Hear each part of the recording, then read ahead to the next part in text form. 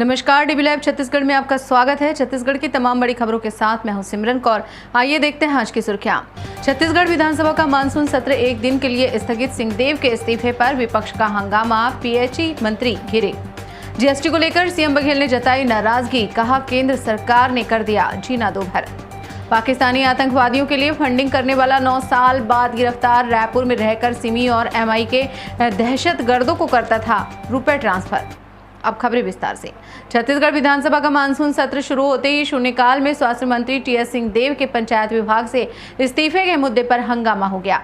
विपक्ष ने इस पर सवाल उठाते हुए इसे व्यवस्था का प्रश्न बताकर सरकार से जवाब मांगा। हंगामे के बीच विधानसभा अध्यक्ष ने सदन की कार्रवाई को एक दिन के लिए स्थगित कर दिया है।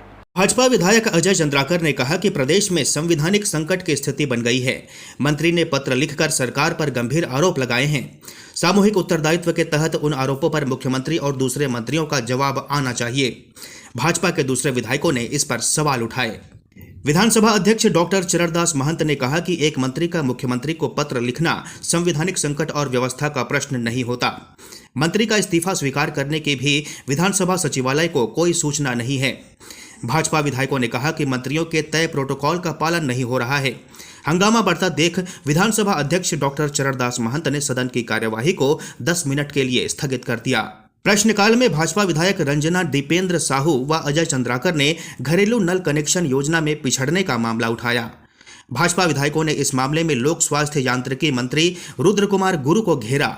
पीएचई मंत्री रुद्र कुमार ने कहा कि 2 साल कोरोना रहा, केंद्र सरकार ने अपने हिस्से का पैसा नहीं दिया। 3 महीने उसका इंतजार करने के बाद राज्य सरकार ने अपने हिस्से के पैसे से इसे आगे बढ़ाया, इसकी वजह से देर हुई। मुख्यमंत्री भूपेश बघेल ने महंगाई के बहाने केंद्र सरकार पर हमला किया है। उन्होंने कहा कि केंद्र सरकार ने दही पनीर तक पर जीएसटी लगा दिया। ये चीजें रोज के इस्तेमाल की हैं। महंगाई इतनी बढ़ गई है कि जीना दू भर कर दिया है। मुख्यमंत्री भूपेश बघेल ने कहा कि छत्तीसगढ़ सरकार आम जनता की जेब में पैसा डालने का काम कर रही है। वह गोधन न्याय योजना हो, चाहे भूमिहीन श्रमिक न्याय योजना हो या फिर राजीव गांधी किसान न्याय योजना हो, वह आम जनता की जेब में पैसा डालने का काम कर रही है। और यह केंद्र सरकार है जो इस जुगत में रहती है कि कैसे भी करके आम आदमी की जेब से पैसा निकाले। वह पेट्रोल डीजल का दाम बढ़ाकर हो, रसोई गैस और खाद के दाम बढ़ाकर हो। अब तो पनीर में, दही में और घर में रोज उपयोग में आने वाले पता नहीं किन किन सामानों में जीएसटी लगा रही है। छत्तीसगढ़ की सरकार है आम जनता की जेब में पैसा डालने का काम करती है। चाहे गोधन न्याय योजना हो, चाहे भूमि श्रमिक न्याय योजना हो, चाहे राजीव गांधी किसान न्याय योजना हो, वो आम जनता की जेब में पैसा डालने का काम करती है। केंद्र सरकार है वो कैसे करके आम आदमी की जेब से पैसा निकाला है। चाहे पेट्रोल के भाव बढ़ा के हो, डीजल के हो, चाहे रसोई गैस के हो, खाद की कीमत बढ़ा के हो। अब तो पनीर में, दही में, पता नहीं किन किन सामानों में जो घर में रोज उपयोग होता है उनमें भी जीएसटी लगा दिए।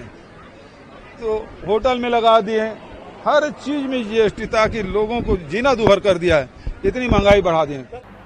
रायपुर की पुलिस ने भारत में रहकर आतंकवादियों के लिए काम करने वाले एक शख्स को पकड़ा है। मूलतः बिहार के जमुई का रहने वाला ये शातिर कुछ वक्त पहले छत्तीसगढ़ की राजधानी रायपुर में रहता था। पुलिस ने जिस शख्स को पकड़ा, यहां उसके अन्य साथी पहले ही साल 2013 में गिरफ्तार हो चुके थे। पुलिस को इसी की तलाश थी। झारखंड के देवघर से ये भी पकड़ा गया।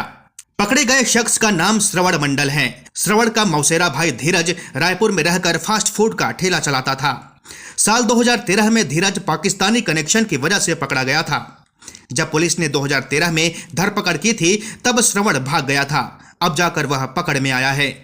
अनुसूचित जाति विभाग के राष्ट्रीय अध्यक्ष राजेश लिलोटिया राजधानी रायपुर पहुंचे। प्रदेश कांग्रेस कार्यालय राजीव भवन में मीडिया से चर्चा करते हुए उन्होंने बताया कि अनुसूचित जाति विभाग द्वारा आज आगामी चुनाव को लेकर कार्यक्रम आयोजित किया गया था। छत्तीसगढ़ में आने वाले समय में विधानसभा चुनाव होना है, जिसे लेकर अब पार्टियां भी चुनाव की तैयारियों में जुटती दिख रही हैं। प्रदेश कांग्रेस कार्यालय में लगातार कांग्रेस के बड़े नेताओं द्वारा सभी वर्गों की बैठक ली जा रही है। छत्तीसगढ़ में विधानसभा चुनाव को देखते हुए कांग्रेस पार्टी सभी वर्गों को साधने का प्रयास कर रही है। अनुसूचित जाति के राष्ट्रीय अध्यक्ष राजेश लिलोटिया ने कांग्रेस प्रदेश कार्यालय राजीव भवन में अनुसूचित विभाग के कार्यक्रम में बताया कि आने वाले चुनाव की तैयारी किस तरह से की जाए और क्या रोड मैप में होगा, उसको लेकर चर्चाएं हुई हैं। उन्होंने बीजेपी पर निशाना साधते हुए कहा कि भारतीय जनता पार्टी इस देश के संविधान रचयिता डॉक्टर भीमराव अंबेडकर के सिद्धांतों को मिटाने का काम कर रही है। तो उसके ऊपर पूरी एक रूपरेखा तैयार की गई और कुछ मांग समाज के लिए हमारे अनुसूचित विभाग ने और ख़ास तौर पे धैर्या जी ने और रुद्र जी ने बड़े गंभीरता से मुख्यमंत्री जी के सामने रखा और हमें उम्मीद है कि आने वाले समय के अंदर उन मांगों के ऊपर भी कार्रवाई होगी।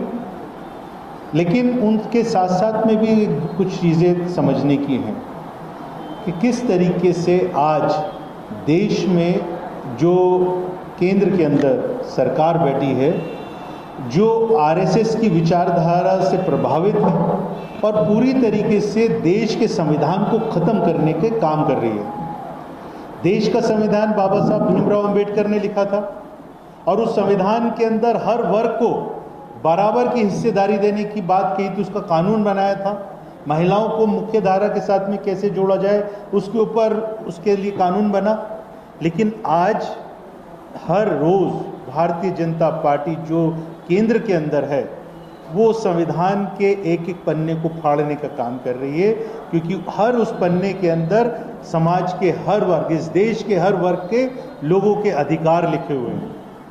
तो बड़ा गंभीर विषय है और कांग्रेस पार्टी इस बात के लिए हमेशा से लड़ाई लड़ती रही है कि कांग्रेस पार्टी को संविधान को बचाने के लिए लड़ाई लड़नी है। जिस तरीके से आज निजीकरण किया जा रहा है, बैंकों का निजीकरण किया जा रहा है, ये सारी जो हम लोगों ने PSUs बनाए थे, एक एक करके भारतीय जनता पार्टी के नेता उनको कम दामों के अंदर अपने उन जो बिजनेस हाउसेज हैं, उनके मित्र हैं, उन लोगों को बेचने का काम कर रही है। स्वास्थ्य मंत्री टी.एस. सिंहदेव के पंचायत एवं ग्रामीण विकास विभाग से इस्तीफे के संबंध में लिखे पत्र से मनरेगा कर्मचारी महासंघ भड़क गया है। संगठन ने 9 बिंदुओं का एक पत्र जारी किया है। इसमें कहा गया है कि उनके हड़ताल के संदर्भ में सिंहदेव के विचारों से वे लोग आहत हुए हैं। इस पत्र में मनरेगा कर्मचारी महासंघ ने मुख्यमंत्री भूपेश बघेल और आबकारी मंत्री कवासी लखमा को उनकी संवेदनशीलता के लिए धन्यवाद दिया है। नियमितीकरण की मांग लेकर मनरेगा कर्मचारी पिछले 2.5 महीनों से हड़ताल पर थे। इस बुलेटिन में फिलहाल इतना ही। बने रहिए DB Live छत्तीसगढ़ के साथ। नमस्कार।